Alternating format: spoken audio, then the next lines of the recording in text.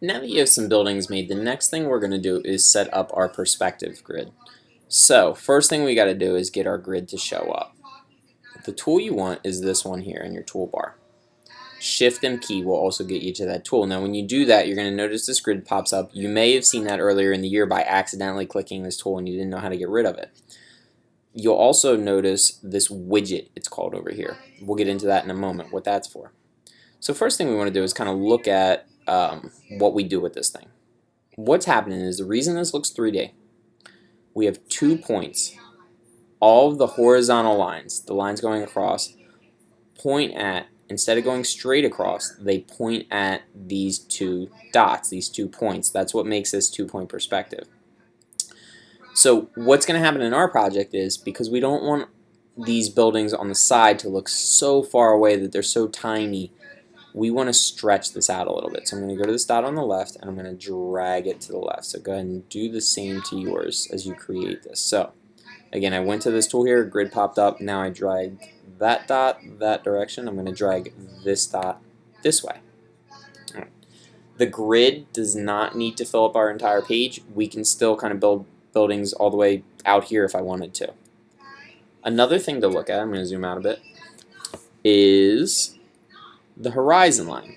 This is where our eyes are. So if we were to move this up, our eyes are up higher. We are now looking down at this thing. For this project, we're actually going to kind of go the opposite way. We're going to lower this a good bit. I don't want it all the way at the ground. Maybe something like that. And again, if that grid got smaller, it wouldn't matter. We're not actually going to use that blue and orange line really for much of anything. The other thing that I want to do is I want to take this whole thing and kind of bump it up. And as you play around here, you'll kind of figure out what these things do as you kind of move around the different dots. But the one we're going to use is either out here or out here. If you notice the icon changes as I do that, that will allow me to kind of move this whole thing up a little bit. Reason for that, we are going to have a reflection later that is going to be down here. So I'm going to go ahead and just kind of bump this up even a little bit more. And again, it's okay if my grid falls off the table. That's fine.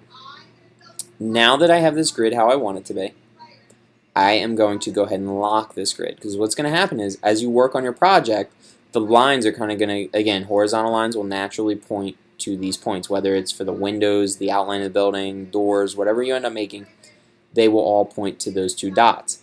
If we change this grid later and then we make more buildings, they will point to those new dots wherever you happen to kind of move these things. So basically what will happen is, if you move this later, it could mess up our project. So what I want to do is I want to make this so that I can't possibly move it. I'm going to go to Window, or I'm sorry, View, Perspective Grid, and I want to go ahead and lock that grid.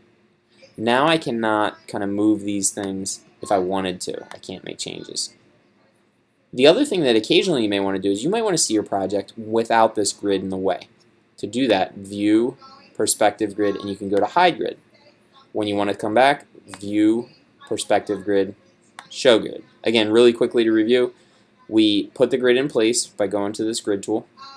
We dragged the points further off to the sides so that our buildings wouldn't shrink so much.